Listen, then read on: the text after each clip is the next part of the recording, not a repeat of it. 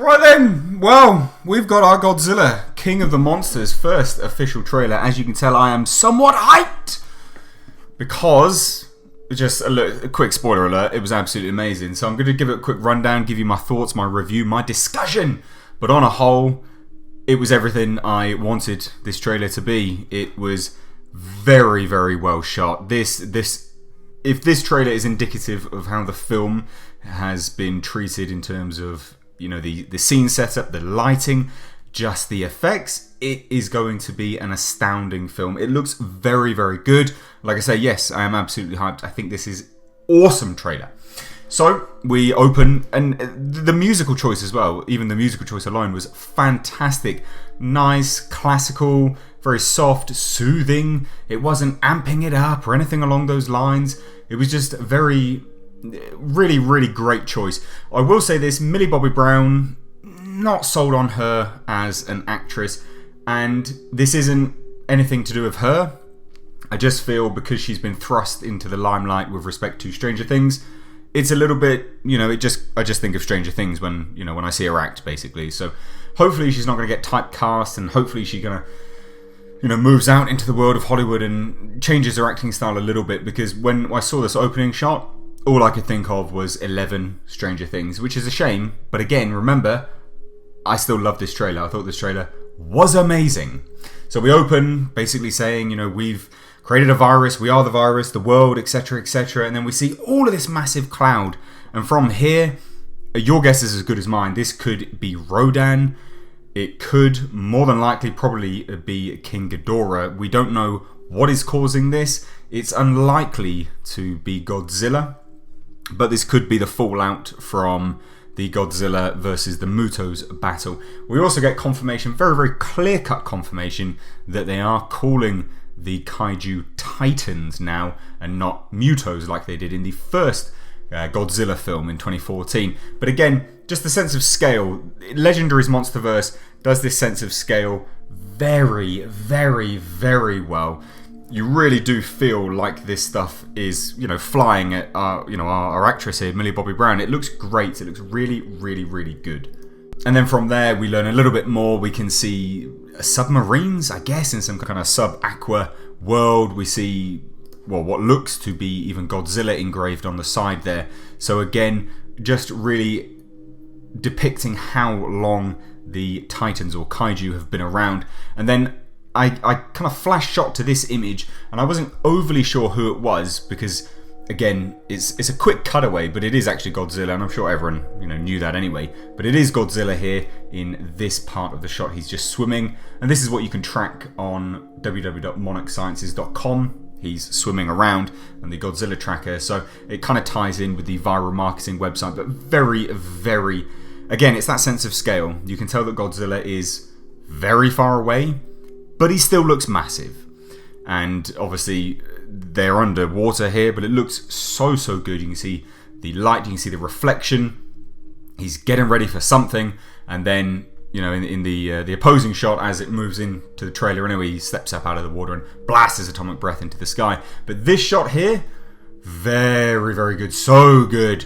This is our first look at King Ghidorah in this trailer. You do see him a little bit later on in the trailer as well, but here alone, trapped in the ice, fantastic, really, really good. It looks like he's mid-battle of some sort. He doesn't look like he's subdued and asleep. You can see the mouths are even open here, so not overly sure his circumstances of how he got there, but to see this creature in action, again, it's that sense of scale. You can see how massive this creature looks, and he's just ginormous. It looks, I'm very impressed. To put it lightly, I'm very, very impressed. And then, of course, we can see, I presume anyway, this was the aftermath of Rodan escaping from the volcano in Mexico. Looks great. I think it's Mexico now. It looks very, very good. And then we can see the baby Mothra. We can presume this is the little larval form of Mothra. And Millie Bobby Brown is even going to touch it for some strange reason. Again, it's a Titan.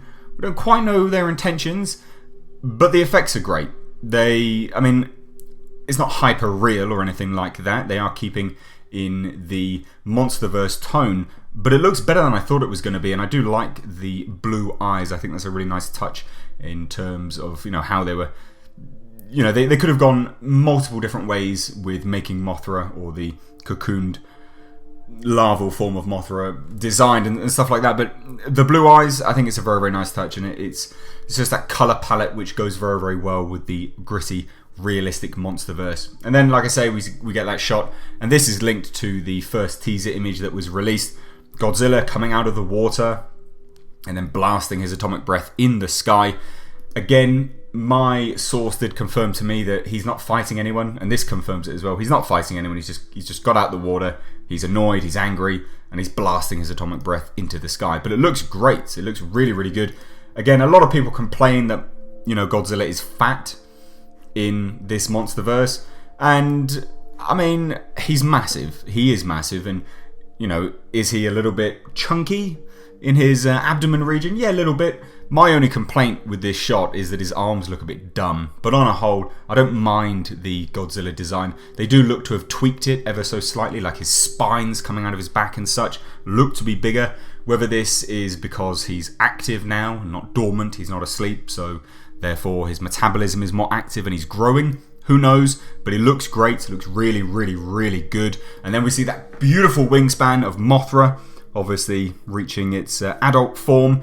And the viral marketing was quite interesting with Mothra, because apparently it could create a bioluminescence which would blind and shatter the sky. So it looks really good. Again, we don't actually get to see what the main body of Mothra looks like, so that's nice. It's a nice touch that they've kept that hidden from this first trailer, because Universal own Pacific Rim, and they blew their load essentially on the first trailer for Pacific Rim, but they've obviously learnt their lessons, or Legendary, the subsidiary of Universal, have not done what Universal did with Pacific Rim, and they're hiding a lot of stuff, which is really, really nice. It's good to see. We don't want to see it. We want to wait to the movie. I'm sure you guys would agree as well. And then we can see an active volcano. It looks like they've activated the volcano. There looks to be a device on top, or maybe it's Rodan escaping, but it's how it's edited. It looks like they've activated it, but again, it's probably doubtful. It looks like Rodan's just escaped.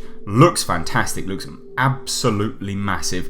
Again, too difficult to tell whether it is similar to the leaked statue that we had of Rodan, but it looks great.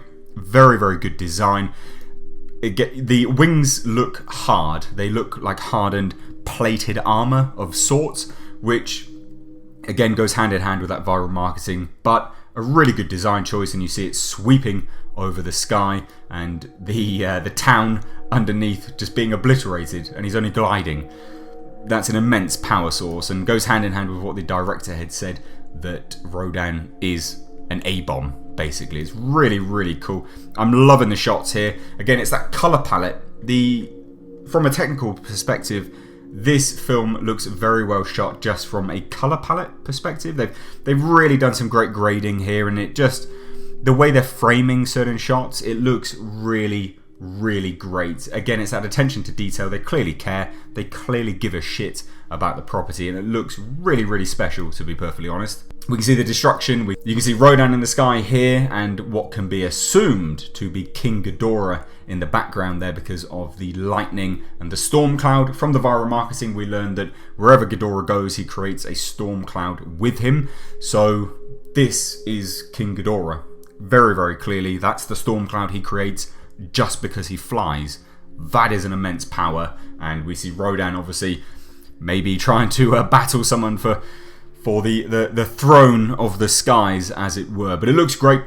Really, very, very impressed with how this is all looking. And then we do get one big shot of Rodan and then King Ghidorah as he opens his wingspans, and he's absolutely massive. He's immense. Absolutely immensely massive. And this is again that sense of scale that we kind of wanted with this film. And then Charles Dance, the terrorist. Basically Charles Dance is a terrorist leader in this, and he says, "Long live the king." Obviously, who are we referring to? Hopefully Godzilla, because Godzilla's in one of these subsequent shots as he gets up and roars into the sky. But the Titans in this look great. The redesigns that they've done on Godzilla looks very, very good. All in all, I'm massively impressed with this. This was everything I wanted from this trailer. What did you guys think? Let me know your thoughts down below in the comment section. If you're new here, hit that subscribe button, stay up to date on everything in the world of SDCC, comic book movies, pop culture, etc. Blah, blah, blah, all that kind of crap. As always, I've been Mr. H. I'll catch you in the next video.